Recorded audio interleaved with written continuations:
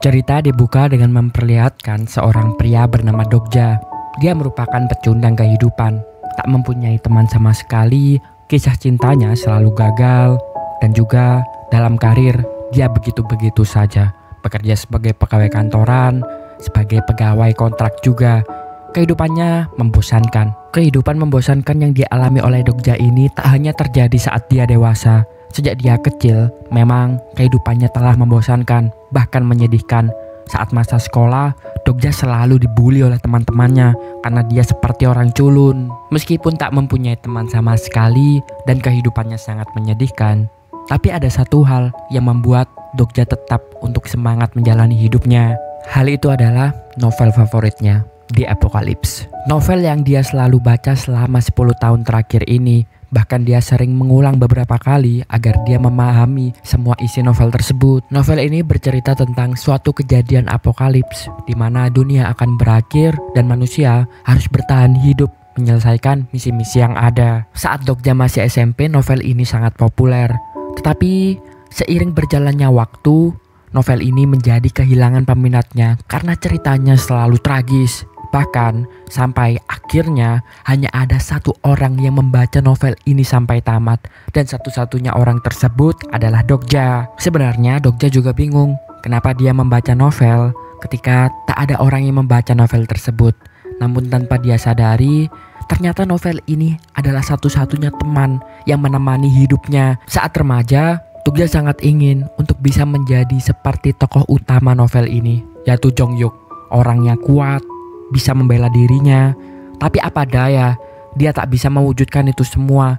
Ketika mencoba menjadi lebih kuat saat SMA, dia tetap saja dibully, bahkan dipukuli saat itu.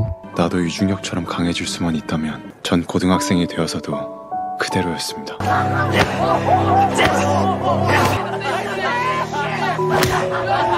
Novel ini selesai saat Dokja sudah tumbuh dewasa, dan Dokja sangat kecewa dengan endingnya. Karena semua orang mati kecuali tokoh utamanya.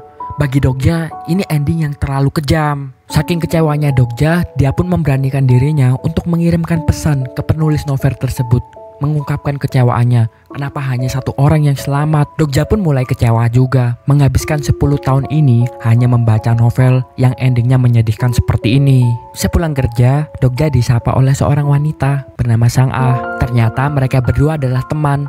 Dan hari ini Sang-ah kontraknya habis di perusahaan. Dia pun menjadi pengangguran. Mungkin karena sama-sama pecundang di kehidupan, mereka berdua pun menjadi nyaman untuk cerita satu sama lain keluh kesah tentang kehidupan mereka. 아이고, 땅 꺼지겠네. 대단하시네요, 상아 씨는. 맞아요. 어차피 맨날 두드려봐야 남의 자리인데 뭐. Sampai tiba-tiba Sang-ah didatangi oleh atasannya, Sahroni, yang ingin mengajak Sang-ah untuk makan. Bahkan menawarkan Sang-ah untuk bisa bekerja lagi di perusahaan asalkan Sang-ah mau untuk bersama dengan dirinya. Sang-ah tak mau, tapi Sahroni terus saja memaksa. Dan di situ Dokja hanya diam saja tanpa bisa berbuat apa-apa. Sampai tiba-tiba Sang-ah bilang kalau sekarang dia bersama dengan pacarnya yang ada di sampingnya, yaitu Dokja. Dan hal itu membuat Sahroni langsung pergi. 진짜 괜찮아요.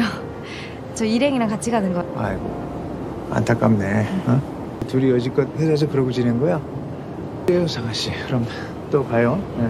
Lalu Dokja terkaget karena dia mendapatkan balasan dari penulis novel yang dia favoritkan. Saat membaca pesannya, Dokja semakin kaget karena penulis itu bilang kalau dia akan memberikan kesempatan Dokja untuk mengganti ending novel tersebut sesuai keinginan Dokja jika Dokja bisa. Tentu Dokja tak paham maksudnya. Sampai tiba-tiba dunia bergemuruh dan muncul suatu makhluk aneh yang membuat semua orang di kereta itu terkaget. 이거 설마...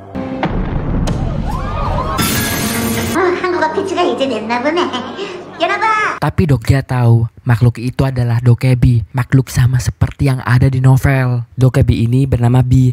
Bi pun menjelaskan kalau para penumpang di kereta mau selamat, mereka harus mengikuti skenario yang akan dijelaskan kali ini. Skenarionya adalah setiap orang harus mampu membunuh satu makhluk hidup sampai waktu yang ditentukan habis. Dan jika mereka tidak bisa membunuh satu makhluk hidup pun, maka mereka akan meninggal dunia seketika itu juga. Awalnya semua orang di sana ketawa, tapi di sana Dokja menyadari sesuatu. Meskipun sulit dipercaya, tapi sepertinya dia memang telah masuk ke dalam dunia novel. Dan jika dia ingin bertahan hidup di dalam dunia ini, maka sesuai novelnya, dia harus menyelesaikan misi-misi sesuai skenario yang telah dibuat. Lalu, Bi itu pun menembak satu orang, membuat semua orang yang di sana langsung percaya dan langsung berusaha melaksanakan misinya dengan cara membunuh satu sama lain.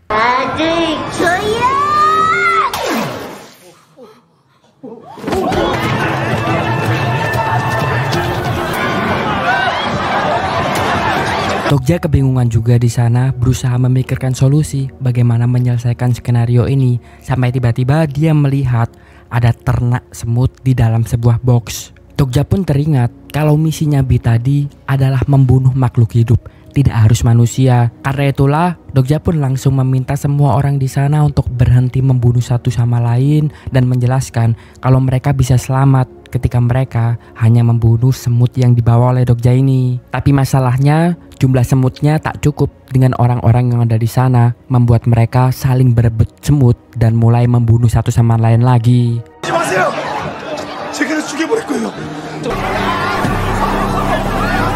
Dokja melihat ada seorang siswa SMA yang berusaha untuk membunuh nenek-nenek. Dokja pun teringat kalau di novel dia pernah melihat siswa SMA itu bernama Nanbun. Nanbun memang sesuai novel dia orangnya sangat beringas. Dokja pun meminta Nanbun untuk membunuh semut saja supaya dia tidak membunuh nenek-nenek itu. Tetapi Nanbun tidak peduli dan berusaha tetap membunuh nenek-nenek tersebut. Tak ada pilihan lain, Dokja harus menghentikannya. Menyulitkannya, Nanbun mempunyai kekuatan. Dia bisa bergerak lebih cepat.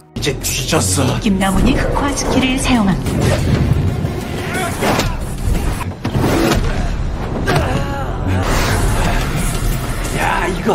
Dokja juga menyadari kalau dia bisa menjadi lebih kuat dan lebih cepat asalkan dia bisa membeli item. Masalahnya, dia tidak mempunyai koin. Tetapi ada peraturan, kalau Dokja berhasil untuk membunuh makhluk hidup, maka dia mendapatkan 300 koin. Dokja pun dihajar terus-terusan sampai Dokja melihat ada banyak sekali telur semut. Dokja langsung menghancurkannya, tak diduga telur semut itu dianggap sebagai makhluk hidup. Dan Dokja mendapatkan banyak uang karena telah memecahkan telur itu semua. Dokja pun langsung memberi item-item dan menjadi lebih kuat. Dia langsung menghajar balik Nanbun. 3,000 코인. 체력의 3,000 코인.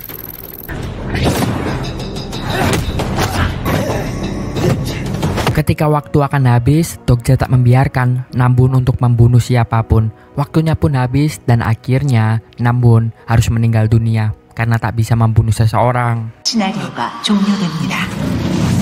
Setelah misi selesai, semua orang yang selamat mendapatkan koin dan mereka juga bisa mendapatkan sponsor. Jadi, sponsor ini adalah salah satu bentuk kekuatan super yang diberikan oleh konstelasi. Konstelasi sendiri adalah suatu peradaban dari planet lain dan konstelasi inilah yang melihat manusia-manusia dihukum sebagai bentuk mereka untuk hiburan. Karena itulah konstelasi bisa memberikan sponsor kepada setiap orang yang memilihnya dan mereka berhak mendapatkan kekuatan super. Tapi Dokja sama sekali tak memilih satu sponsor pun. Karena setelah membaca novelnya, dia tahu kalau akhirnya nanti konstelasi pasti akan meminta balas budi dan Dokja tidak mau membayar lebih akan hal itu. Lalu tiba-tiba monster keluar dari laut dan langsung menghancurkan kereta tersebut, membuat semua orang di sana berlari kocar-kacir untuk keluar.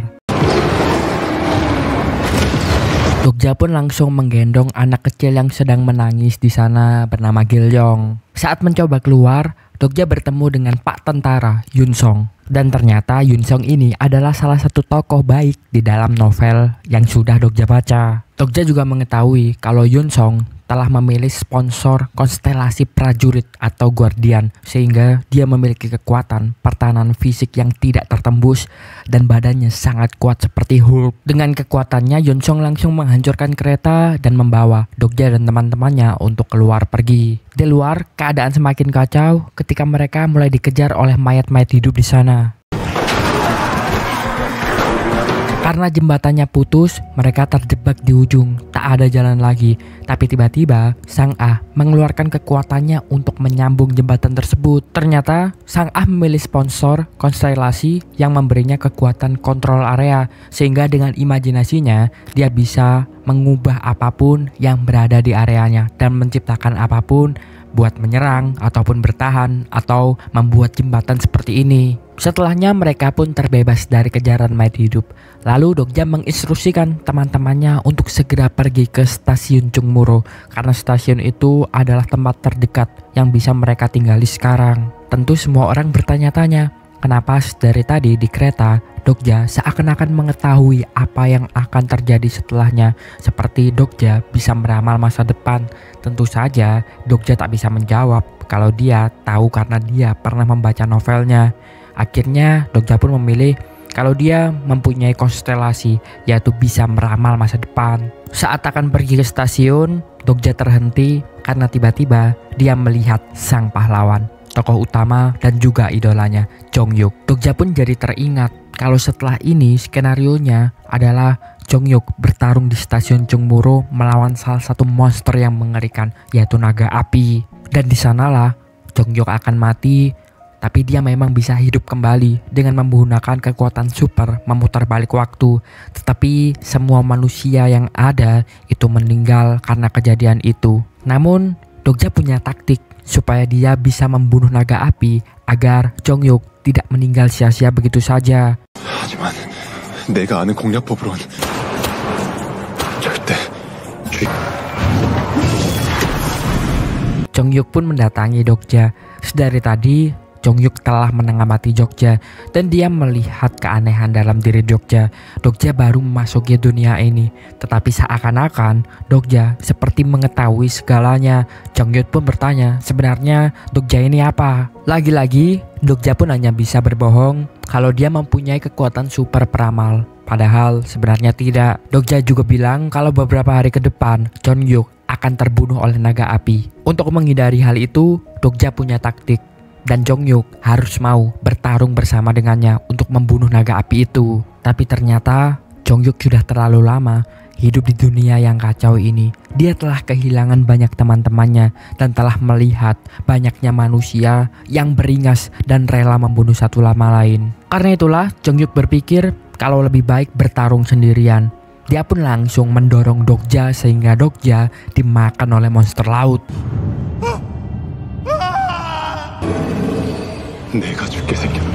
Untungnya Dokja masih hidup di dalam perut monster laut. Dan di sana muncul misi baru, yaitu untuk membunuh monster laut itu dari dalam perutnya. Tentu Dokja tahu caranya, karena di novel juga pernah ada skenario seperti ini. Tapi masalahnya, sekarang dia tak punya koin untuk membeli item-item sehingga dia bisa gunakan untuk menghancurkan monster ikan laut ini dari dalam perutnya. Dia pun kepikiran ide, kalau dia bisa membuat konstelasi yang di atas sana senang, dia bisa mendapatkan koin. Setelah Bi menjelaskan aturan permainnya, di situ Dokja langsung mengajak ngobrol Bi. Dokja bilang kalau dia tahu Bi sekarang sedang menjadi host live streaming untuk para konstelasi yang ada di atas sana. Dokja juga tahu kalau Bi adalah spesies dokebi dari kelas bawah dan Bi sangat membutuhkan uang. Dokja pun menawarkan kesepakatan dengan Bi di situ. Dokja bilang kalau dia tahu bagaimana caranya untuk menghibur para konstelasi.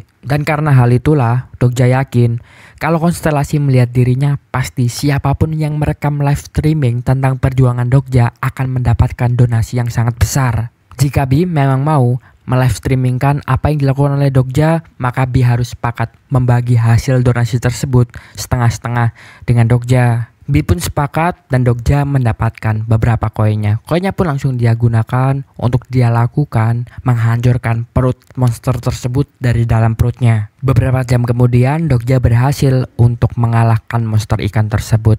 Dan Dokja pun sebagai imbalannya mendapatkan beberapa koin lagi. 이 시나리오는 인내적 싸움. 우리 가시로 모두 막으면 어룡은 죽는다. 언젠가 유중혁도 어룡 뱃속에 갇힌 적이 있었다. 히든 시나리오를 클리어하였습니다. Tak hanya itu, Dokja juga berhasil untuk menemukan inti dari monster tersebut yang bisa dia jual sangat mahal. membuat Bi semakin terheran siapa sebenarnya Dokja ini karena dia mengetahui segalanya. Namun di sana Dokja meminta Bi untuk tidak menjual langsung inti dari monster tersebut. Dia ingin kalau inti monster tersebut ditukar oleh item yang nantinya dia inginkan. Lalu Dokja pergi menuju stasiun. Di perjalanan dia terkaget karena dia melihat banyak orang meninggal dunia di situ. Tapi di sana Dokja melihat masih ada satu wanita yang bernafas. Namun tiba-tiba datanglah monster belalang. Dokja pun langsung menggendong wanita itu untuk membawanya pergi ke stasiun. 저기요, 제 말 들리세요? 정신 좀 차려보세요. 네? 제발 차려요! 저기요, 괜찮으세요? Wanita itu bernama Hiwon. Setibanya mereka berdua di stasiun, mereka didatangi oleh sekelompok bapak-bapak yang berniat untuk membunuh mereka berdua. Karena bapak-bapak ini berniat untuk mengambil koin mereka. Untungnya ada seorang pria yaitu Pak Inho yang menghentikan mereka. Dan Pak Inho juga menyelamatkan teman-temannya Dokja. 가슴, 오른쪽. 지금 뭐 하는 겁니까? Melihat Dokja masih hidup, teman-temannya pun menjadi lega. Dan si anak kecil, Gingyong, juga diberitahu kekuatannya. Dia bisa berkomunikasi dan mengendalikan hewan. Lalu ada seorang pria yang menjelaskan skenario misi mereka kali ini. Mereka tetap bisa bertahan hidup asalkan mereka mengumpulkan koin setiap harinya dan koin tersebut tidak boleh habis. Dan alasan kenapa masih banyak orang yang hidup di stasiun ini karena Pak Inho tadi, seorang anggota dewan, itu berhasil meyakinkan komunitas agar yang kuat-kuat itu memburu di luar dan uang yang telah didapatkan oleh orang yang kuat ini nantinya dibagi kepada nenek-nenek dan juga anak-anak di sana. Meskipun Pak Inho ini terlihat baik karena menolong orang-orang di sana, tetapi Dokja merasa ada yang aneh. Dan dia tidak mengingat Pak Inho ini sebenarnya siapa di novel. Apalagi ketika Pak Inho tiba-tiba tahu kalau Dokja memiliki banyak koin dan meminta Dokja untuk memberikan semua koinnya. Dan disinilah Dokja akhirnya teringat siapa Pak Inho ini di dalam novel. Dia adalah sebuah manusia yang menyamar. Dia sebenarnya adalah seorang monster yang ingin untuk membunuh satu persatu orang yang terjebak di stasiun ini. Dan karena hal itulah Dokja tak mau memberikan koin-koinnya kepada Pak Inho. Setelahnya Sang A bertanya kepada Dokja kenapa Dokja tidak memberikan koinnya kepada Pak Inho. Dokja hanya menjawab kalau mereka tak bisa mempercayai Pak Inho. Dan setelah ini mereka harus melawan monster tersebut untuk menyelesaikan misi itu. Selain mengajak teman-temannya, Dokja juga mengajak Hiwon, wanita yang diselamatkannya tadi. Dokja tahu dari novel kalau Hiwon itu adalah seseorang yang kuat. Dia memiliki kekuatan super, mendapat konstelasi Dewi Keadilan. Dia mempunyai pedang suci dan kemampuan bertarungnya juga hebat. Mereka pun mulai berjalan. Gilliong memakai kekuatannya untuk memanggil kunang-kunang untuk menerangi jalan dan juga memberitahu di mana lokasi monster itu berada. Monster itu pun tiba dan mereka semua langsung menghadapi monster itu satu persatu sampai akhirnya raja monsternya pun keluar.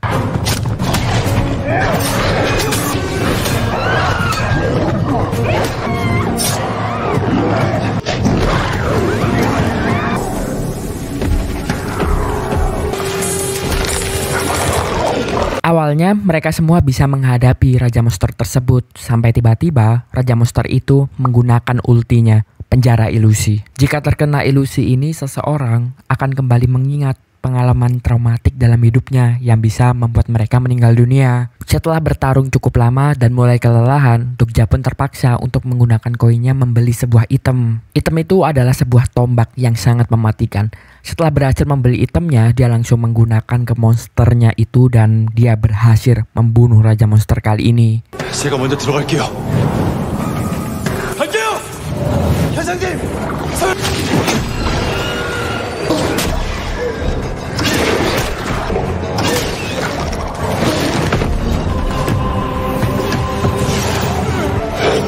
최강국의 일회성 치명타가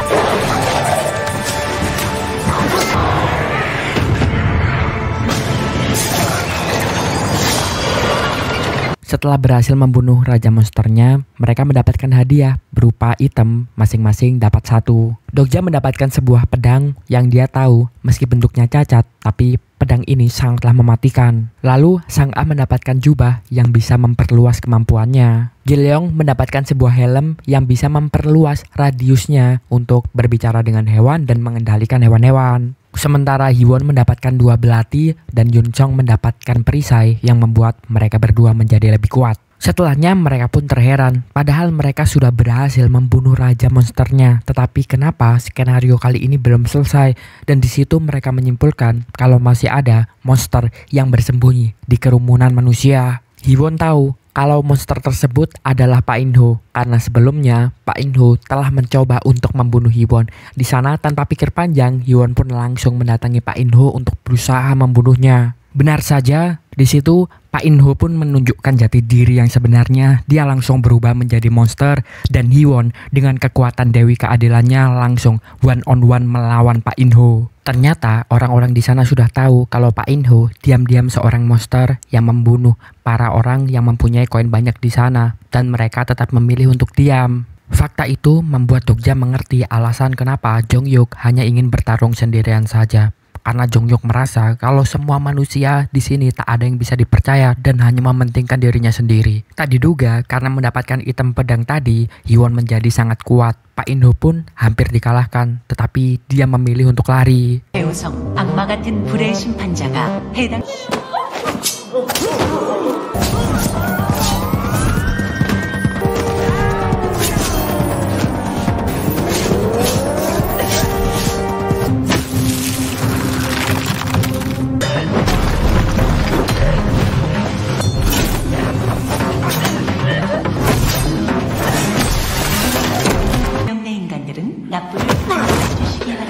Saat Hiwon, Dokja dan yang lainnya berusaha untuk mengejar Pak In-ho, tiba-tiba datanglah seorang wanita yang langsung menembak mati Pak In-ho. Wanita ini bernama Jie. Dia mempunyai konstelasi kekuatan super, yaitu sebagai penembak jitu. Dan juga sepertinya dia berada di level yang sangat atas karena dia sangat kuat dan juga mempunyai banyak koin. Sang Ah pun mengajak Dokja dan yang lainnya untuk kembali lagi karena dia tak mau macam-macam dengan Jie. Sepertinya Jie adalah orang yang berbahaya. Namun ketika mereka akan pergi, mereka dihalangi oleh portal dan mereka terheran padahal mereka baru saja menyelesaikan misinya dengan membunuh Pak In-ho. Tetapi kenapa mereka terjebak di sana? 괜찮은가 봐요. 가요, 빨리. Dan ternyata tanpa sengaja mereka telah memasuki skenario yang baru dan jika mereka ingin pergi dari sini, mereka harus menyelesaikan skenario ini. Setelah melihat tempatnya, Dokja pun tersadar kalau dia sekarang telah berada di skenario yang sulit, yaitu skenario Stasiun Jungwuro, di mana monster terakhirnya adalah naga api, tempat Jong-hyuk juga akan mati di sini jika sesuai novelnya. Dokja dan yang lainnya pun mulai memasuki tempat itu dan saat melihat kondisi di sana, situasinya benar-benar chaos karena satu sama lain saling membunuh.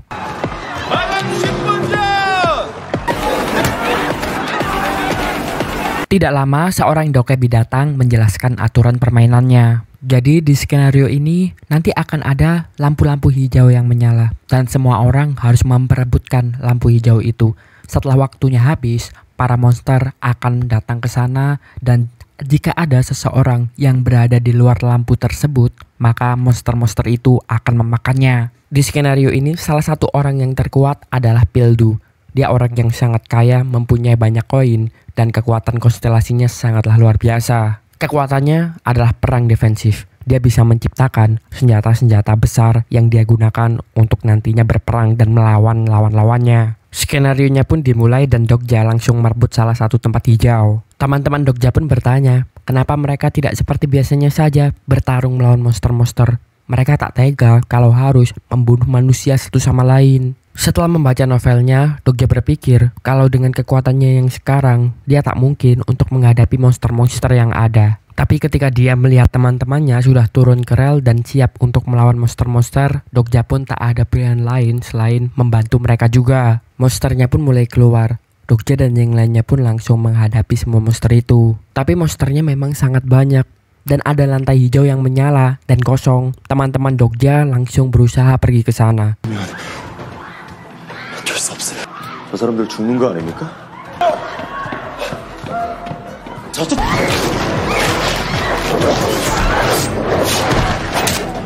Setibanya di lantai hijau, Dokja terkaget karena ada Dong-hyuk di sana. Dokja pun memohon ke Jongyuk untuk keluar dari lantai hijau karena dengan kekuatannya Jongyuk bisa dengan mudah melindungi dirinya dari monster, tetapi Jongyuk tak mau. Terpaksa Dokja pun bertarung sendirian karena teman-teman yang lainnya sudah mendapatkan lantai hijau. Dia mengorbankan dirinya. Karena sudah kewalahan, Dokja pun nekat untuk memakan batu penjara ilusi untuk menyelamatkannya. Meskipun ganjarannya, dia harus merasakan kembali pengalaman traumatiknya di masa lalu.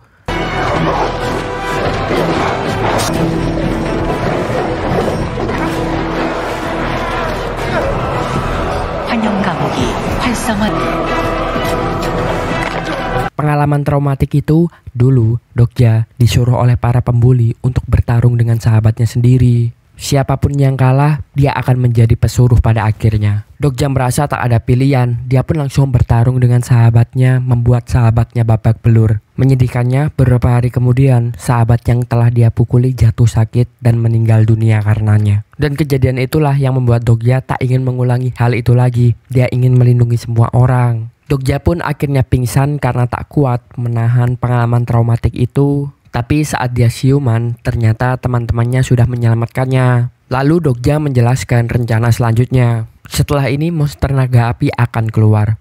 Dan Jongyuk, pahlawan dari dunia ini, tak boleh mati ketika melawan naga api itu. Harus ada seseorang yang berkorban untuk menggantikan Jongyuk melawan naga api. Hwon langsung menawarkan dirinya biar dia saja yang berkorban. Karena sebenarnya jika tidak diselamatkan oleh Dokja, Hwon sudah lama mati. Tapi Dokja membalas tidak, karena harus ada yang Hwon lakukan. Seseorang yang harusnya berkorban kali ini adalah Dokja itu sendiri. Kemudian skenarionya berlanjut dan kali ini ujiannya semakin ekstrim. Karena hanya ada satu lantai hijau dan semua orang yang ada di sana harus memperebutkan lantai hijau itu. Di awal lantai hijau itu berada di bawah orang yang paling mempunyai banyak koin, yaitu Pildu. Sebelum waktunya dimulai, Dokja mendatangi Jie untuk memintanya bekerja sama. Tetapi Jie yang egois, dia tidak mau. Karena Dokja sudah membaca novelnya dan tahu masa lalu Jie, di situ Dokja langsung membahas masa lalu Jie itu. Untuk bertahan hidup sebelumnya, Jie telah membunuh semua teman-temannya. Apakah Jie tidak merasa bersalah akan hal itu? Jie pun menangis dan langsung pergi. Dia bilang dia tak punya pilihan lain. Rencananya pun gagal. Dokja langsung memanggil Bi dan meminta Bi untuk memberikan sekarang semua donasi yang telah mereka kumpulkan lewat live streaming. Koinnya pun turun dan lantai hijau langsung berpindah di bawahnya Dokja karena sekarang Dokja pemilik koin terbanyak. Awalnya Pildu ingin membunuh Dokja, tapi Dokja bilang kalau dia akan memberikan 100.000 koin kepada Pildu untuk menyewanya 1 hari. Karena hal itulah Pildu pun sepakat. Mengejutkannya, Dokja langsung menghancurkan lantai hijau itu. Jie pun terkesan dengan perbuatan Dokja itu dan memutuskan untuk membantu Dokja juga. Setelahnya Dokja langsung berteriak kalau lantai hijau sudah tidak ada lagi dan mereka semua harus bersama-sama bertarung melawan monster dan melindungi satu sama lain. Lalu Dokja langsung mentransfer 100.000 koin itu ke Pildu, membuat Pildu semangat bertarung juga.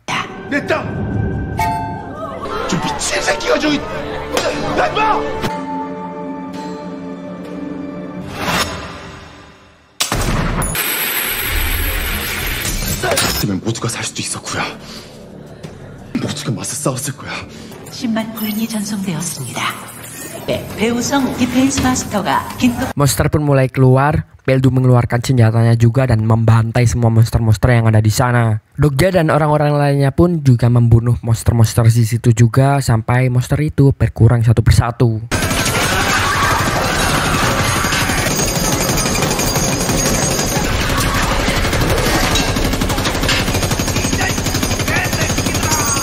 Saat monsternya mulai habis, Lordnya pun juga mulai keluar, sang naga api. Begitu naga api keluar, Jongyuk juga keluar. Dan mereka pun langsung by one, 1 lawan 1.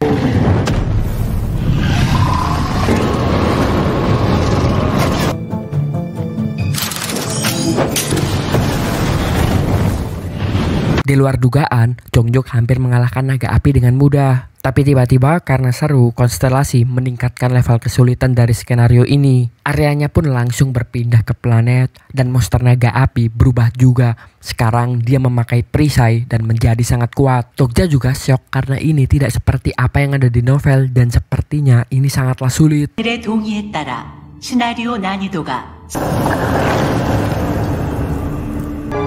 이건 소설이 없던 건데. Jonghyuk pun buy one lagi dengan naga api, tapi kali ini dia berhasil dikalahkan.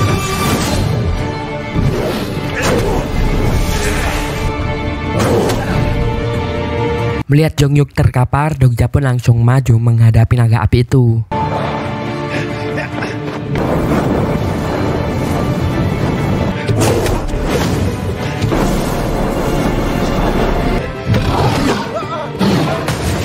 Dokja pun juga kewalahan, namun datanglah bantuan belalang raksasa yang langsung menyerang naga api itu.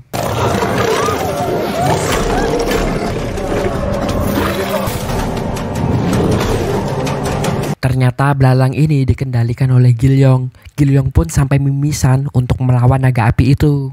Melihat Gilyong harus menderita seperti itu membuat Yunsong tak bisa berdiam diri saja. Dia yang tadinya sekarat karena terluka, tiba-tiba menjadi semangat dan melakukan power up.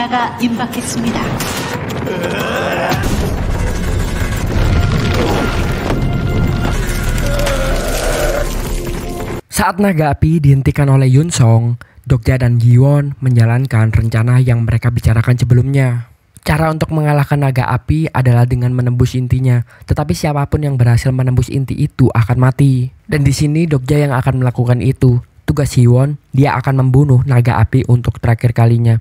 Siapapun yang membunuh naga api, dia akan mendapatkan kemampuan super untuk menghidupkan kembali seseorang. Dan saat itulah Hiwon menghidupkan Dokja. Mereka berdua pun langsung menghadapi naga api. Dokja berhasil untuk menusuk hatinya naga api. Tapi sialnya setelah mengerahkan semua kekuatan, Dokja masih belum berhasil untuk menembus intinya.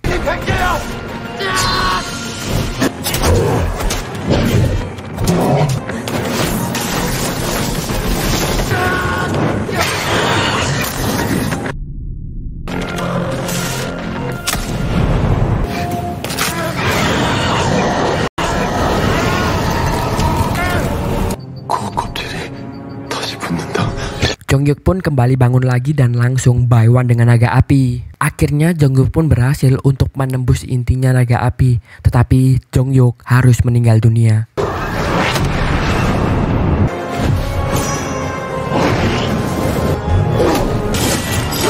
이 싸움을 끝내.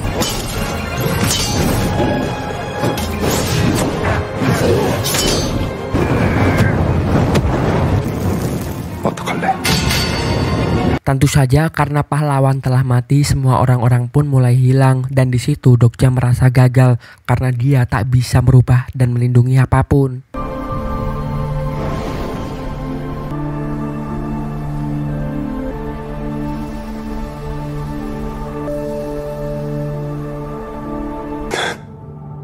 아무것도 하지 못했다. Sampai tiba-tiba Dokja mendapatkan item spesial dari penulisnya langsung dan item itu bisa membuat pedangnya menjadi utuh dan disitulah Dokja langsung mendatangi naga api. Semua teman-temannya pun membantu untuk menangkap naga api supaya Dokja bisa menusuknya. 독자님, 지금 세계가 소멸하고 있어요.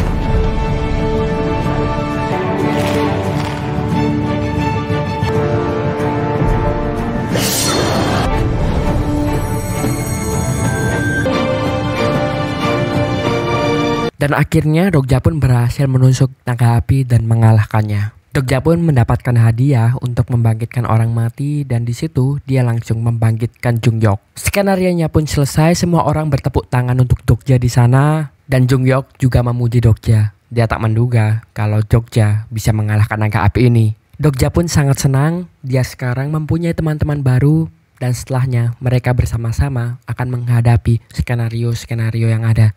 Dan cerita ini barulah mulai. 알았는데 괜찮아?